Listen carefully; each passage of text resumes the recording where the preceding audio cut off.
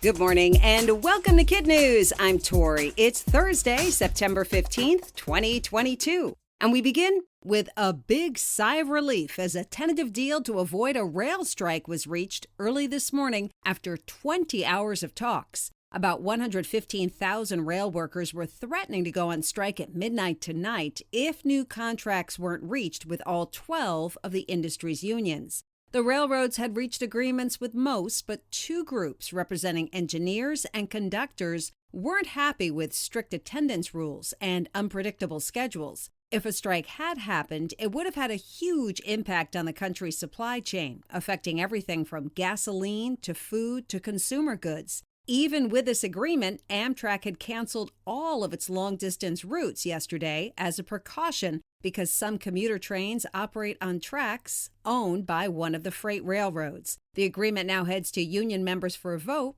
which could take a few days. There's a lot of talk in the last week about the passing of Queen Elizabeth II. But did you know that among those doing the talking was the official beekeeper at Buckingham Palace, who reportedly informed the monarch's bees about her death? It sounds pretty silly, but apparently it's a standard practice that goes back for centuries. Mark Norman, the author of Telling the Bees and Other Customs, told the New York Times about the tradition, which holds that as members of the family, bees should be informed of major life events, especially births and deaths. Beekeepers would knock on each hive, deliver the news, and possibly cover the hive with a black cloth during a mourning period. And in the 18th and 19th centuries, it was believed that neglecting this act could lead to a variety of misfortune, including the loss of the bees or a failure to make honey.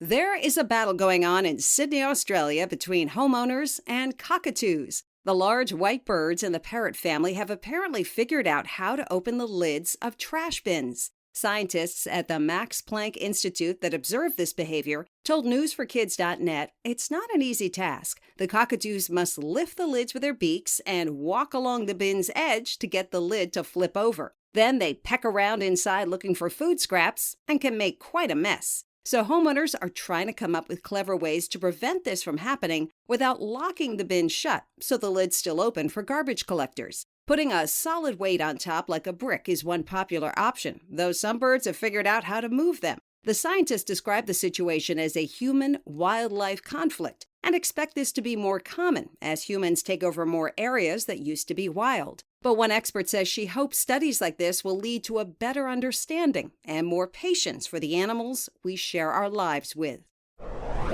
In other KidNuz notes, this month marks a big milestone for a famous tortoise named Janice, who has 2 heads.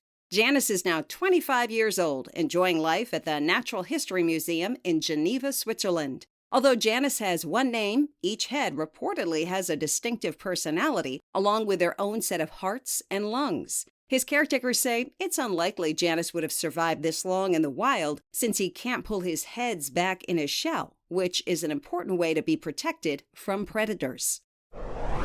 And gummy bears are now 100 years old. The original Chewy Sweets were invented by candy company Haribo in Germany. The shape was modeled after real-life dancing bears, which were a popular form of entertainment back in 1922. But it took a while to catch on in the U.S. It wasn't until the early 1980s that Jelly Belly introduced the first American-made gummy bear. And since then, choices of gummy candy have exploded with all sorts of different shapes and flavors available. There are gummy versions of sushi, gummy vitamins, and even interlocking gummy blocks that work like Legos. That's it for KidNuz. Now our KidNuz quiz, sponsored by the Leggett family of Washington, D.C., to wish Caitlin a happy 10th birthday. Caitlin, Mom, Dad, Jack, and Desmond are so proud of smart, kind, hilarious, and confident you. And they know you're gonna rock those double digits. So do we. Now, today's KidNuz quiz. Why were trains going to stop running tomorrow?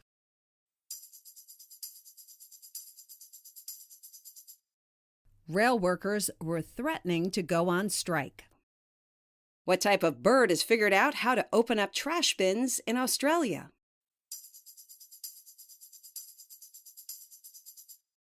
Cockatoos.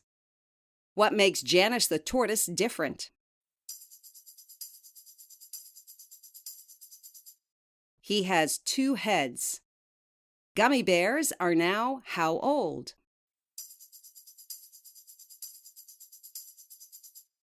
100.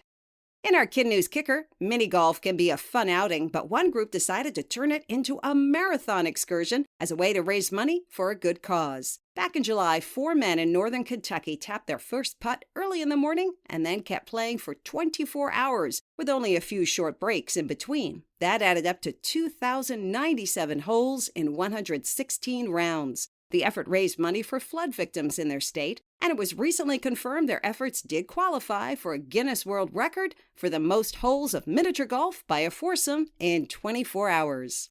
Thank you again to the Leggett family of Washington, D.C. for sponsoring today's quiz. Happy birthday to Caitlin, and a big KidNuz shout-out to all of Caitlin's classmates at K Elementary. We also want to say hello to one of our teacher advisory panel members, Mrs. Forth, who is looking forward to an exciting year as a legend with her amazing class at Ray Lewis Elementary School in Hamilton, Ontario, Canada. Mrs. Zook and her Golden Bears at Mount Eaton Elementary in Mount Eaton, Ohio. And in California, Mrs. Blagg and the best wolf pack in the world at Thomas Jefferson Elementary in Roseville, and Miss A and her Eagles at Mitchell Community School in Santa Clarita. Thanks for listening. It really helps if you rate and review us wherever you get your podcasts. We hope you tune in for more KidNuz tomorrow morning.